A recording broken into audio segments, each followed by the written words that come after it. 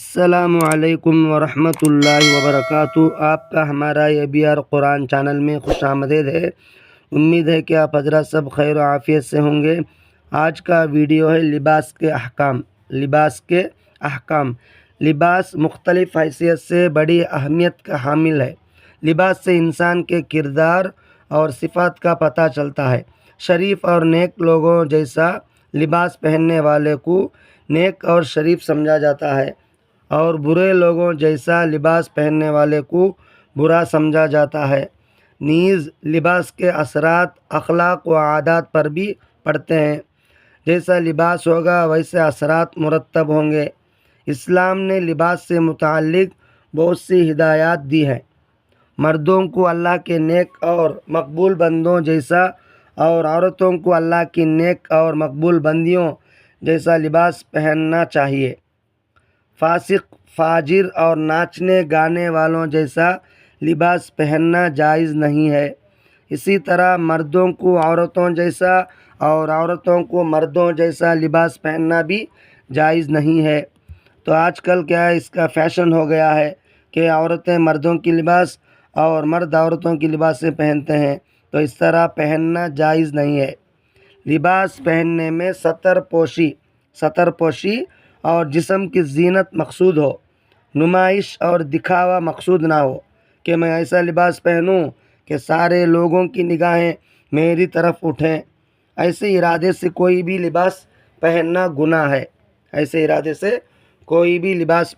گناہ ہے۔ اپنے گھر والوں کی مالی حیثیت کو سامنے رکھتے ہوئے لباس خریدنا اور پہننا چاہیے۔ ان کی حیثیت سے زیادہ کے لباس کا مطالبہ کرنا انہیں پریشانی اور قرض میں مبتلا کرنا ہے، اس لیے ہرگز ایسا نہیں کرنا چاہیے۔ مردوں کے لیے ریشم کا لباس پہننا جائز نہیں ہے، اور عورتوں کے لیے ریشم کا لباس پہننا جائز ہے۔ لباس کا ایک بڑا مقصد ستر کو چھپانا بھی ہے۔ مردوں کے لیے ناف سے لے کر گھٹنوں سے نیچے تک کا حصہ ستر ہے، اس لیے لباس پہننے میں اس کا پورا خیال رکھیں۔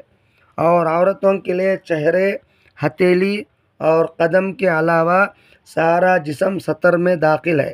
البتہ چہرہ، ہتھیلی اور قدم کا پردہ کرنا فرض ہے، لہٰذا ان کے لیے ایسا لباس پہننا جائز نہیں ہے جس میں کلائی، سینہ، پیٹھ، کمر، سر، چوٹی، پنڈلی یا جسم کا کوئی اور حصہ کھلا رہے۔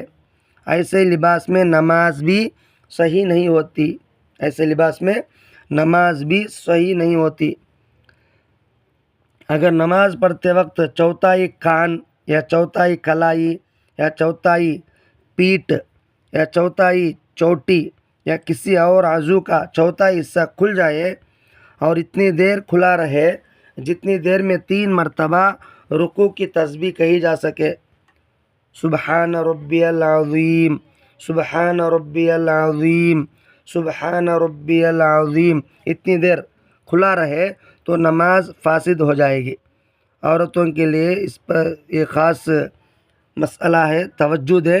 اگر نماز پڑھتے وقت چوتھائی کان یا چوتھائی کلائی یا چوتھائی پیٹھ یا چوتھائی چوٹی یا کسی اور عضو کا چوتھائی حصہ کھل جائے، چوتھائی حصہ یعنی 4 میں 1 حصہ، 4 حصے کر اس میں سے 1 حصہ، جیسے روپے میں 4 نے بولتے ہیں تو ایسا، اور اتنی دیر کھلا رہے جتنی دیر میں 3 مرتبہ رکوع کی تسبیح کہی جا سکے، تو نماز فاسد ہو جائے گی، نماز ٹوٹ جائے گی، پھر جو ہے شروع سے نماز پڑھنا پڑے گا، اس لیے اس پر توجہ دیں۔